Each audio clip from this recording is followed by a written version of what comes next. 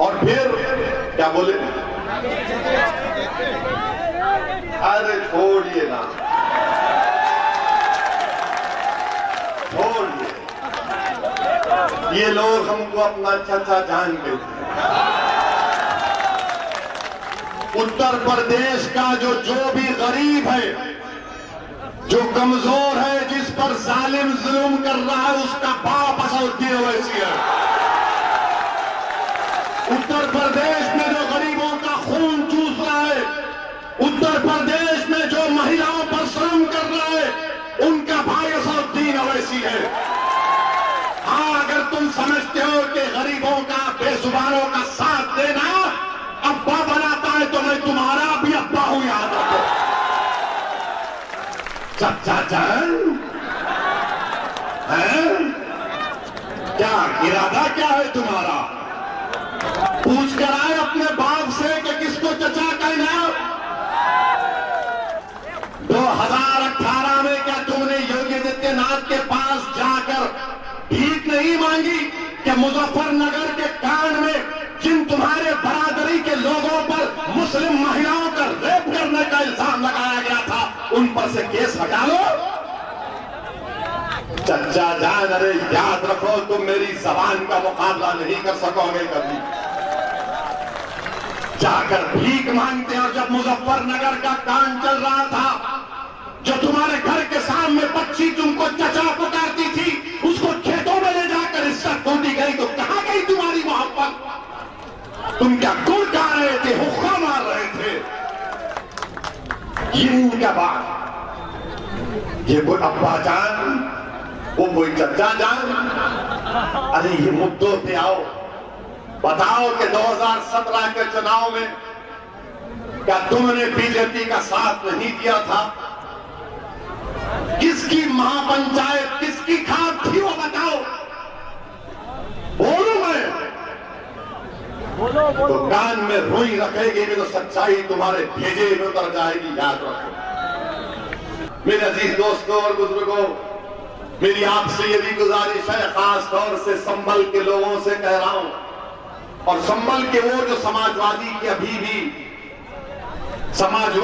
अभी भी बातों में आकर ख्वाब गफलत सो रहे, मेरी बात का याद रख लो। जब 2024 में पार्लियामेंट का इलेक्शन होगा, तो जो 2004 में समाजवादी पार्टी के सांसद थे, अब उनका पोता संभल के पार्लिमानी हल्के में फिर रहा है, तो दादा चाहते हैं कि पोता 24 में संभल से एमपी बन जाए।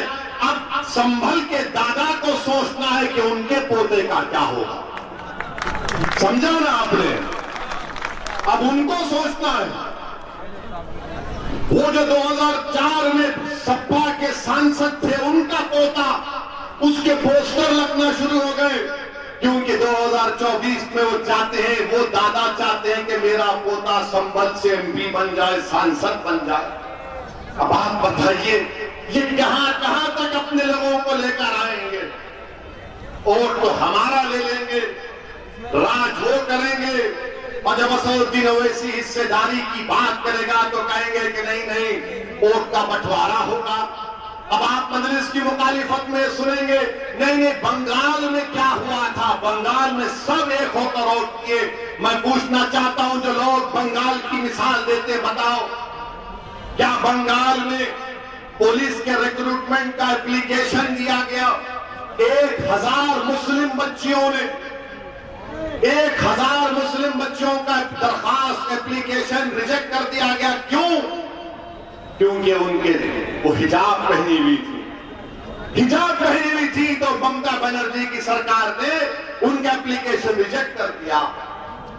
कब तक आप ममता, अखिलेश, राहुल या फिर बीएसपी के नेताओं के मुस्तकबिल को संवारेंगे? कब तक आप इनको ताकत देंगे और खुद कमजोर होते रहेंगे? मैं आपसे अपील करने आया हूं कि हराएंगे जरूर बीजेपी को इंशाअल्लाह, मगर ताकतवर होकर हराएंगे। कब तक आप अपने बच्चों के बारे में सोचो? आने वाले 20 साल के बाद ये मासूम बच्चे जब तुमसे सवाल करेंगे कि बताओ, तुमने हमारे लिए तुमने हमको कमजोर करके क्यों छोड़ दिया? क्या जवाब देंगे आप कि हमने इस सपा के लीडर को नेता बनाया, कांग्रेस के लीडर को नेता बनाया, बीएसपी के लीडर को नेता बनाया? तो तुम्हारी बेटी और तुम्हारा बेटा तुमसे सवाल करेगा कि अब्बा घर में चिराग नहीं जलता, खाने को खाना नहीं है, स्कूल को जाने के लिए फीस नहीं है। और याद रखिए, जब तक आपके पास सियासी ताकत नहीं आएगी, आपके हमारे मसाइल हल नहीं होते। ये भारत की जमहूरियत की तल हकीकत है, ये भारत की जमहूरियत की तल हकीकत है मेरे अजीज दोस्तों और बुजुर्गों। इसीलिए मैं आपसे अपील करने आया हूं कि मजलिस इत्तेहादुल मुस्लिमीन के अपने अपने वोट का इस्तेमाल करिए। लोग बहुत से आएंगे, बहुत से बातें करेंगे, मगर ये जानते हैं कि जो दलील असदुद्दीन ओवैसी देकर जा रहा है, उन दलीलों का जवाब नहीं दिया जा सकता। इनके पास कोई जवाब नहीं है, मगर सिर्फ डरा डरा कर वोट हासिल करते हैं। अरे कि कौन सा इलेक्शन नहीं हुआ? अब इलेक्शन आएगा तो कहेंगे अरे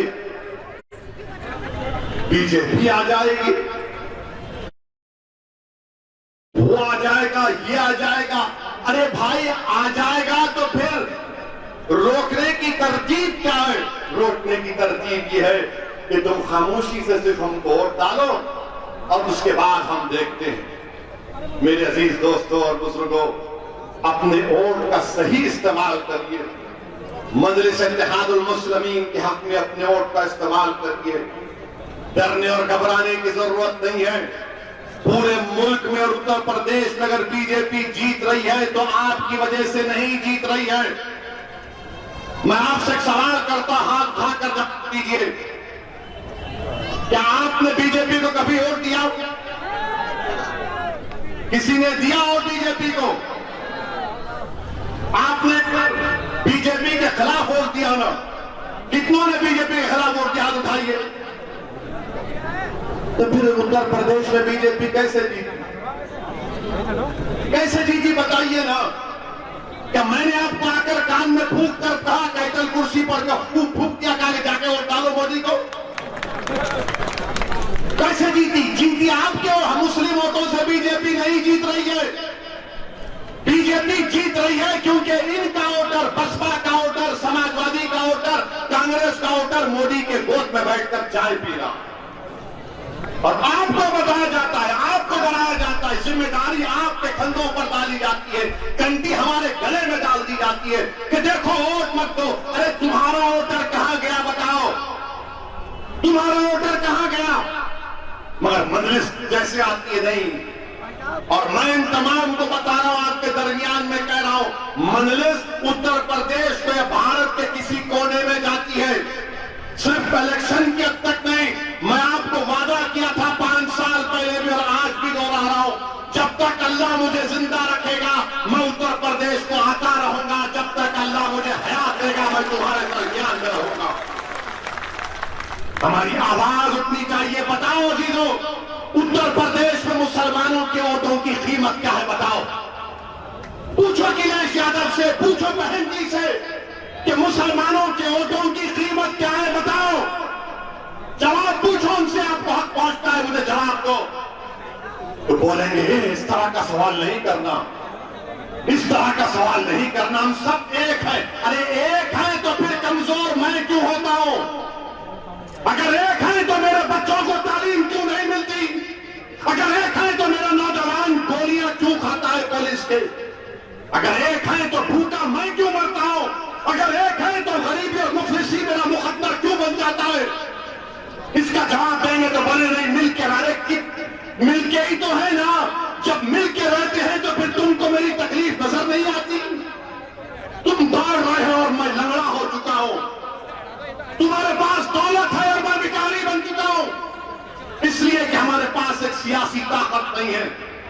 मेरे अजीज दोस्तों और बुजुर्गों, डरने और घबराने की जरूरत नहीं है। ये बड़े बड़े दानिश्वर लोग अखबार में आर्टिकल लिखते कि ओवैसी जो बात कर रहा है उसमें बड़ा रिस्क है, बड़ा रिस्क है। अरे जिंदगी खुद एक रिस्क है प्यारे, जिंदगी खुद एक रिस्क है। मुस्तकबिल तो सिर्फ अल्लाह जानता है, मैं जानता हूं क्या? अल्लाह की जात पे तवक्कल करके इंसान कूद जाता है कि अल्लाह